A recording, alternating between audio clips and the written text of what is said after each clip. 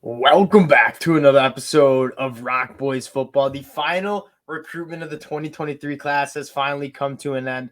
Duce Robinson committing to the USC Trojans. This has been an absolutely wild recruitment. You guys obviously know he's obviously a star baseball player as well. So the recruitment had a lot of twists and turns. But Lincoln Riley, the USC Trojans, finally get it done. And this USC offense heading into 2023 is truly going to be special. The amount of talent they have surrounding the Heisman Trophy winner is silly, for lack of better words. Again, we're going to talk a little bit about Duce Robinson, the player, how this USC team is looking heading into the season. But again, before we do, I just want to say thank you to you guys.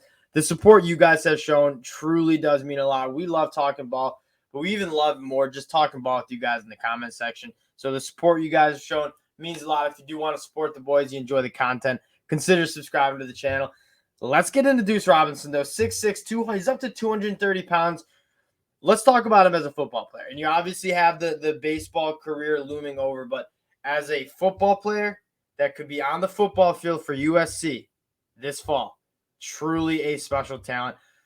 For someone who's 6'6", 230 pounds, how smooth this guy moves and how athletic he is different. I mean, like the immediate comp is like Kyle Pitts. Like, you're not going to put this guy in line and ask him to block.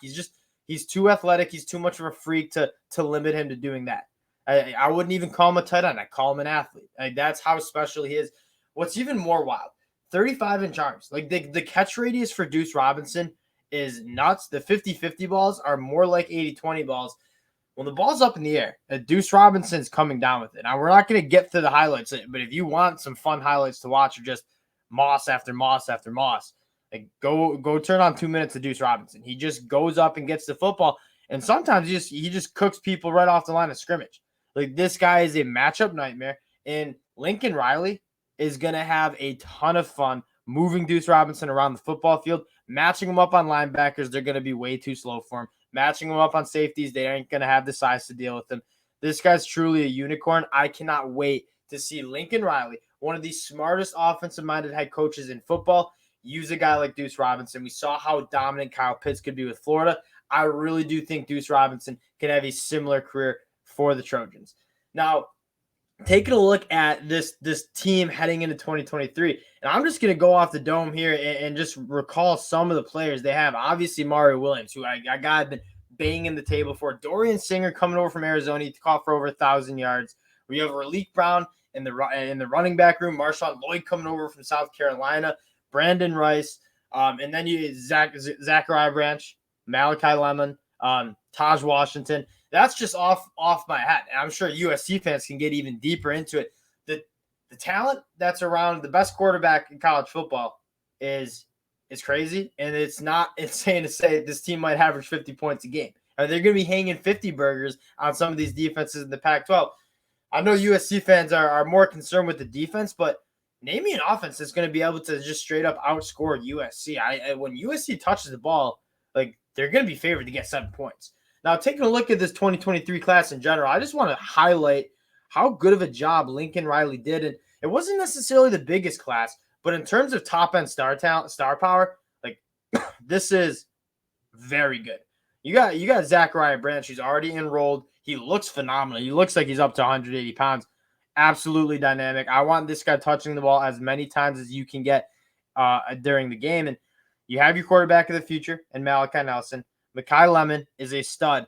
The offensive firepower, and we go back to talking about this when we talked about Tennessee. For a guy like Lincoln Riley, who's developed first-round quarterbacks, who's developed Heisman Trophy winners, the recruiting pitch is just so easy for offensive skill players.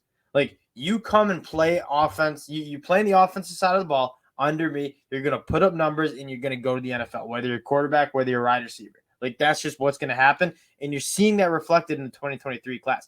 The number one wide receiver committed to USC. The number 5 quarterback, but, I mean, you could argue he's the best quarterback in this class. The number 12 player nationally committed to USC. The number 7 player, the wide receiver, and Malachi Lemon committed to USC.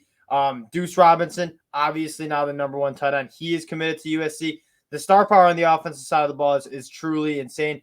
You even got a guy like Walker Lyons, who I forgot was in this class because he was like, I believe he was committed to Stanford, but he was definitely crystal balled to go to Stanford, and then Georgia. They land Walker Lyons too. The amount of young talent is insane, and it seems to be a perfect runway for this USC program to build up. It's hard to believe Lincoln Riley was just in his first year at USC with how good they were. I don't think a lot of people saw that coming. This stock is trending up, and it's trending up fast. Malachi Nelson probably ready to rock and roll as a second-year guy, surrounded by Zachariah Branch, Walker Lyons, Duce Robinson, Mekhi Lemon. This offense is going to be dominant for years. Just can we figure out the defense? Because it's hard to see a team beating USC in the Pac-12. I just don't know if there's an offense that can outscore them. They do want to win a national championship. The defense is going to have to get better. I liked what they did, even if you go into the portal, and like we're getting more into like summer preview now, but kind of just want to talk some USC ball right now. Like Anthony Lucas, he was a former top 100 dude at Texas A&M. Jack Sullivan coming over from Purdue on the defensive line, obviously boasted that offensive line. Mason Cobb, one of the best linebackers in the Big 12, coming over from Oklahoma State.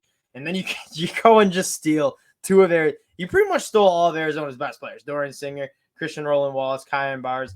I'm really excited for a guy like Andrew Gentry as well to develop. Tackett Curtis, a 2023 true freshman. He looks like he could be playing college football right now. This dude is absolutely yoked up. This team, I think, is going to win the Pac-12. I just think now the question is, can we play enough defense for USC to push for a national championship? Because at the end of the day, it does seem like at least last year, like if USC were to go up against Georgia, it'd be really hard for that defense to get off the field with all the physicality Georgia brings to the table on the offense side of the ball.